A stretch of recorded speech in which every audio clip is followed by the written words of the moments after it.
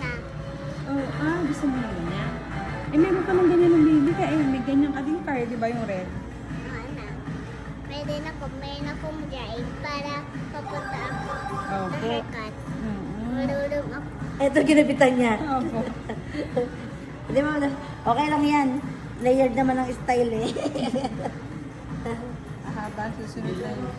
Magaling gumupit.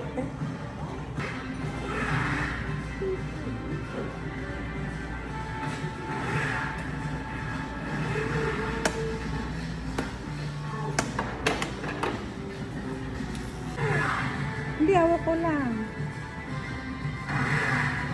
Yung ginupit niya, hindi masyadong anong tingnan.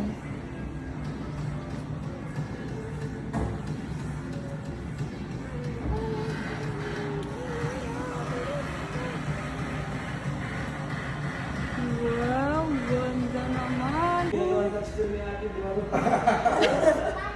Ate, hindi yung touchscreen eh. Wow, hairstylist pala si Bunso. Eh, may business na tayo. Kakalabahan natin si Kuya. Hindi na magpapagupit dito si daddy mo niyan. Kaya na magkakat kay Daddy. Ah? Tawang kamukha mo ni Daddy mo eh. Napareho na kayo. Ay, wala kang nakita ba yung games?